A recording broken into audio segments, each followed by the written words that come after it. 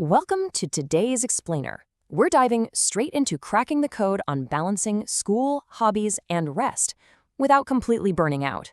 If you've ever felt totally overwhelmed by the sheer mountain of things you have to do, you are definitely in the right place. You know that feeling when you sit down after school to do just one thing, you blink, and suddenly it's midnight? We've all been there.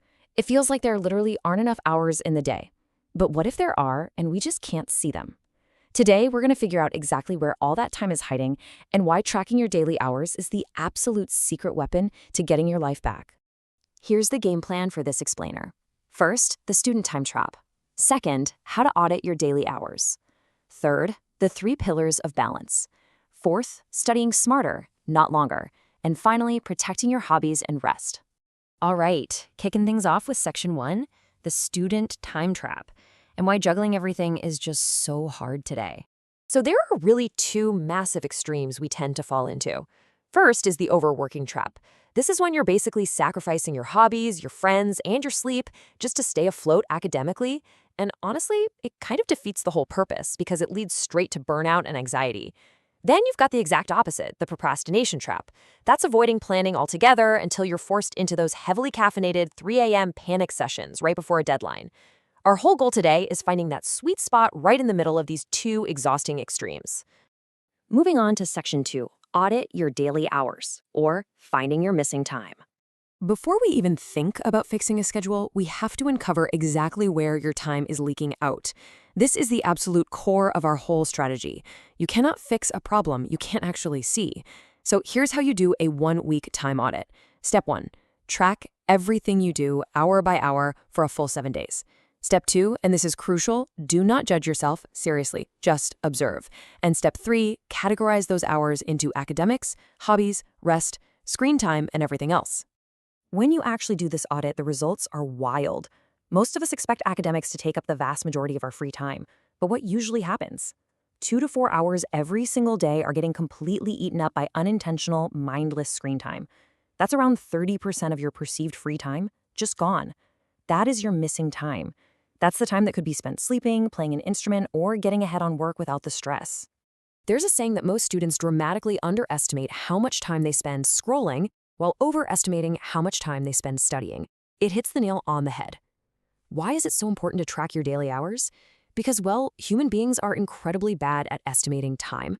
You might feel like you studied for 4 hours, but actually, you studied for 1 and scrolled social media for 3. Exposing this truth is a total game changer. You realize you have all this hidden free time for things you actually care about. Which brings us to section 3, the 3 pillars of balance. Let's rebuild that schedule.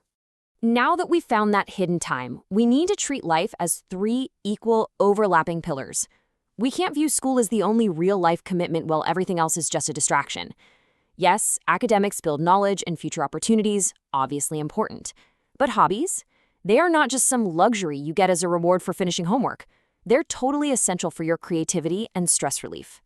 And rest, sleep, and downtime is non-negotiable. A tired brain literally cannot learn or remember information efficiently. So how do we balance these pillars? Think about an urgent versus important framework. The secret to a balanced life is spending way less time firefighting those urgent, stressful deadlines, like realizing you have a massive exam tomorrow morning and you're panicking. Instead, you want to spend the bulk of your time on things that are important, but not necessarily urgent right this second. That means steady study habits, scheduled hobbies, and daily exercise. Putting your time there actually prevents those stressful emergencies from popping up in the first place. Instead of relying on stressful daily to-do lists, try building a weekly map so you can see all 3 pillars at once. Step 1, block out fixed commitments, like your classes. Step 2, schedule your non-negotiable sleep. Step 3, add study blocks, but base them on when you actually have high energy.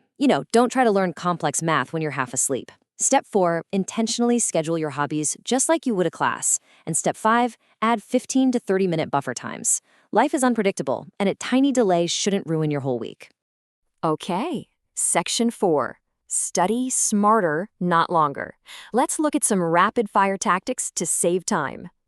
Now, we want to compress that academic time to free up space for your life. First up, the Pomodoro technique. This is absolutely brilliant for tackling subjects that feel completely overwhelming. You basically work in focused 25-minute intervals, followed by a guaranteed 5-minute break. It lowers the mental barrier to getting started and really helps prevent mental fatigue. Knowing a break is definitely coming in just 25 minutes makes even the driest textbook reading feel totally doable. Next is active recall. Instead of just passively rereading your notes, which, by the way, feels productive but research shows barely works, you actively test your brain. Close the book. Write down everything you can remember.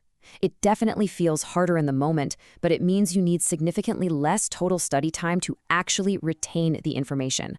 And if you pair that with spaced repetition, you can pretty much say goodbye to the anxiety of last-minute cramming. Spaced repetition means spreading your review sessions across multiple days, with increasing intervals between them. So instead of cramming for 6 hours straight the night before a test, you study for 1 hour over 6 different days. It forces your brain to recall the info just as you're starting to forget it, which basically acts like super glue for your long-term memory. Finally, the 2-minute rule. This is a lifesaver for clearing out all that mental clutter that piles up during the week. If a task takes less than 120 seconds to finish, like replying to an email from a teacher or organizing a single folder, do not put it on a list. Just do it right then and there. Get it out of your way. All right, our last stop is Section 5, Protect Hobbies and Rest, and setting boundaries that actually work. The whole point of finding this hidden time is to actually use it to recharge your batteries. So you've got to protect your hobbies just as fiercely as your homework, because they're what make long-term productivity sustainable. Treat hobby time like a doctor's appointment. It's non-negotiable. Choose activities that genuinely recharge you rather than drain you. You can even batch similar calming hobbies together. And if your hobby is screen-based, like gaming, totally fine. Just set a physical timer so you don't accidentally spiral into a 5-hour marathon. Rest is exactly the same. It is not optional. Sacrificing sleep does not improve your grades. It actually damages your memory and emotional regulation. So try to set a consistent sleep and wake schedule to keep your internal clock running smoothly. A 30-minute screen-free wind-down routine before bed works wonders. Read a book, stretch, whatever relaxes you. And honestly, if at all possible, try to schedule at least 1 full day a week where your main goal is just recovery, not productivity. A huge part of maintaining this balance is learning the polite but absolutely necessary art of saying no. Before you agree to take on an extra shift, join another club, or do a huge favor, pause and ask yourself, does this actually fit my goals? Do I have real time for this, or am I just feeling guilty? Saying no is what creates the space you need to actually thrive.